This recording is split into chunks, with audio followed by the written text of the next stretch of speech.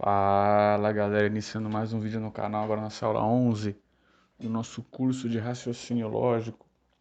Essa aula vai abordar o tema quantificadores, também conhecido como lógica de primeira ordem.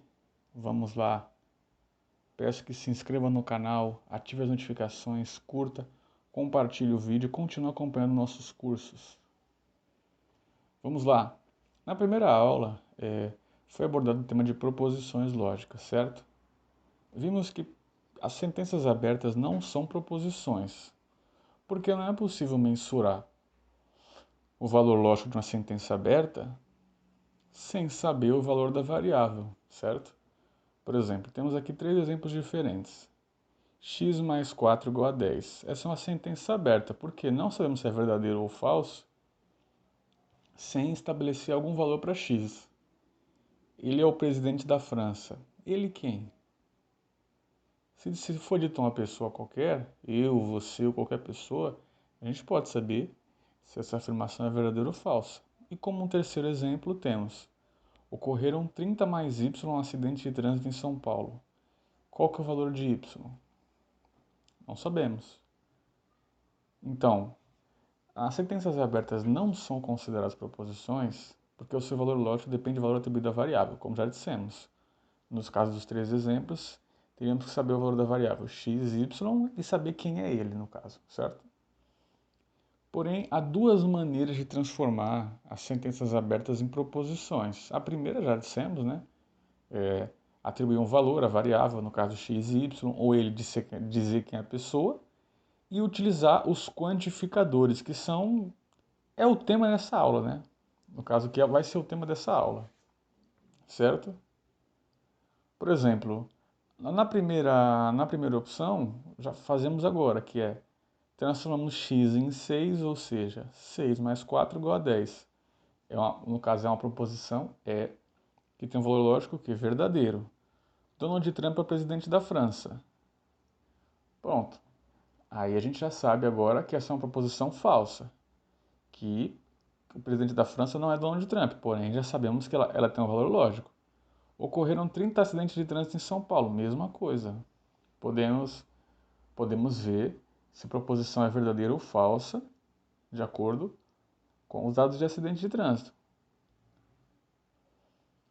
Agora, o que são os quantificadores, né? Já foram vistos alguns quantificadores nas aulas anteriores, nas proposições vistas, né? Por exemplo, todo sangue é vermelho. Esse todo, ele é um quantificador. Na outra proposição, existe um professor que é rico. Mesma coisa, qual quantificador? Existe um. Nenhum crime é perfeito, certo? Qual que é o quantificador, então, nessa afirmação? Nenhum. Tá bom.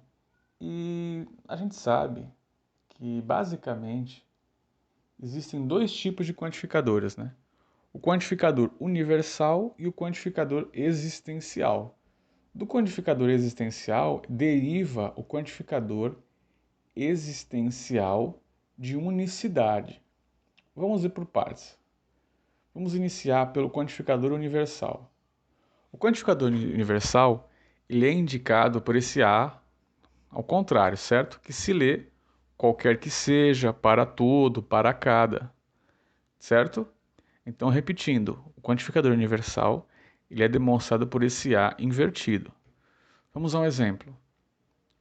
Sendo essa proposição aqui em cima, como a gente lê essa proposição? Ela equivale a qualquer que seja o elemento x, ou seja, qualquer x pertencente ao conjunto dos naturais, temos que x mais 3 igual a 10, qualquer que seja o elemento x. Do conjunto dos números naturais, temos que x mais 3 igual a 10, ou seja, pegamos uma sentença aberta, também conhecida como predicado ou propriedade, e transformamos ela em uma proposição, atribuindo um quantificador, no caso aqui o quantificador universal, que é o qualquer que seja. Aí então no caso temos, para qualquer x aqui, se eu pegar qualquer x natural, que os números naturais, o que são os números naturais? São os números inteiros, 0, 1, 2, 3, 4, só que positivos, né? Então, se eu pegar qualquer número natural e colocar nessa equação, será que vai dar igual a 10? Bom, a gente sabe que não, né? O único valor que vai dar igual a 10 ali, sendo natural, é o 7, né? Se for, por exemplo, 0, não vai dar igual a 10, 1 também não vai dar igual a 10, e qualquer outro número que não seja o 7. Então temos que essa proposição tem um valor lógico falso. Também temos aqui, como foi dito, o quantificador existencial, que ele é representado pelo símbolo é um E, no caso, esse é o inverso, né? No caso, o quantificador universal, para não confundir, é mais fácil lembrar como um A de cabeça para baixo, né? Porque como esse é o inverso, né, espelhado, então o quantificador universal é o A de cabeça para baixo e o E do existencial é o E inverso, né? Como é que ele se lê? Ele se lê. Existe pelo menos um, para algum, existe um, certo? Então vamos ao exemplo agora. Temos essa proposição aqui, né? Como ela é lida? Ela é lida como? Existe pelo menos um x pertencente ao conjunto dos números naturais, tal que x menos 3 igual a 10. Beleza. Então temos, existe pelo menos um, existe um, o nosso E espelhado, o nosso E invertido. X, ele está pertencente ao conjunto dos números naturais, ou seja, 0, 1, 2, 3, 4, assim por diante. Beleza. Então temos que existe pelo menos um x, ou seja, tem um, tendo um, já é verdadeiro. Teria que ser um número natural que, subtraindo 3, ele seria igual a 10. E sabemos que isso é possível, né? 13 menos 3 igual a 10. Então, essa proposição que contém o quantificador existencial, ela é uma proposição verdadeira. Bom, e dissemos também, né, que temos o quantificador existencial de unicidade. No caso, é uma derivação do quantificador existencial do que foi mostrado anteriormente. Como é que ele funciona? Ele é indicado pelo nosso E espelhado, né, nosso E ao inverso, seguido de uma exclamação. E ele se lê como: existe um único, existe um e um só, apenas um. Atenção ao exemplo. Vamos lá, mais uma proposição. Como é que a gente lê essa proposição? Existe um único x pertencente ao conjunto dos números naturais, tal que x menos 5 igual a 1, ou seja, só tem um número natural que subtraindo 5 é igual a 1. E essa proposição a gente sabe que é verdade, porque considerando o conjunto dos números naturais, apenas o número 6 vai fazer essa proposição verdadeira. Então é uma proposição lógica verdadeira. Beleza. Agora vamos para a nossa outra parte da aula, que é a negação de proposições quantificadas, certo? Vamos lá então. No caso, vamos fazer a negação da proposição que contém o quantificador universal e também a negação da proposição que contém o quantificador existencial. Beleza, vamos começar pela negação da proposição que contém o quantificador universal, certo? O quantificador universal, ele é basicamente o todo, né? Ou qualquer que seja. Então, para a gente negar o todo, como foi vista nas aulas anteriores, você tem que ter pelo menos um elemento, uma situação que não seja pertencente àquela sentença, ou seja, a negação do todo existe algum que não, certo? Então vamos lá.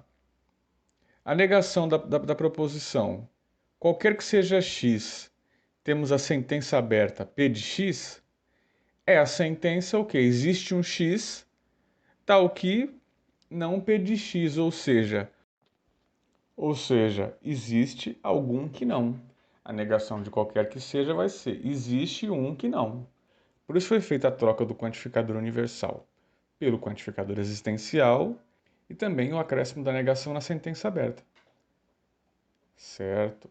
Então, como fazemos a negação agora do quantificador existencial? Vamos lá. Vimos anteriormente também que, por exemplo, para negar existe um, ou existe pelo menos um, ou existe, temos que negar como? Nenhum. Existe um chocolate que é gostoso, por exemplo. Como é que eu vou negar isso? Nenhum chocolate é gostoso, ou seja, não pode nem existir nenhum. Nem ao menos um. Então tá certo. A negação do existe é nenhum. Beleza. Então vamos lá. Qual que é a negação então do quantificador existencial? A negação da proposição existe x tal que a sentença aberta P de x ocorre é a sentença qualquer que seja o x, não acontece P de x. É o mesmo raciocínio da negação anterior. No caso, foi trocado o quantificador, né? Nesse caso, o quantificador foi trocado, o quantificador existencial foi trocado pelo quantificador universal e foi negada a sentença aberta. Então, a negação de existe um é qual? Qualquer que seja, não importa qualquer que seja, não existe. Que seria, resumindo, nenhum. Beleza, então vamos lá. Além disso, podemos negar essa proposição com quantificador universal de outra maneira mais simples, claro, que seria simplesmente só negar o quantificador existencial, ou seja, não existe x, tal que ocorra P de x. É outra maneira, mas é interessante sempre pensar nesse raciocínio do quantificador existencial e universal, certo? Agora, nessa última parte da aula, uma tabelinha aqui para mostrar a representação simbólica das proposições categóricas, certo? As proposições algum, nenhum, todo podem ser representadas também pelos quantificadores. Por exemplo, a proposição todo A é B. Como é que é a representação simbólica? Qualquer que seja o A, qualquer que seja o X, temos o quê? Se A, então B. Essa é a representação simbólica. Algum A é B. Como é que eu represento isso nos quantificadores? Existe um X, tal que o X ele é A e também é B. Então vamos lá. Existe um X, tal que o X também é A e é B. Nossa terceira proposição categórica, nenhum A é B. Ou seja, como é que a gente representa isso simbolicamente? Não existe X, tal que o X está presente em A e em B. Não existe. Por último, qual que é agora a representação simbólica de algum A não é B? Existe um X, tal que o X é A, mas não é B. Espero que tenham gostado da aula, pessoal. Muito obrigado. Continuem inscritos no canal, compartilhando os vídeos, visualizando todos e vamos seguir com diversas aulas, diversos cursos, exercícios e muito mais material. Abraço, pessoal.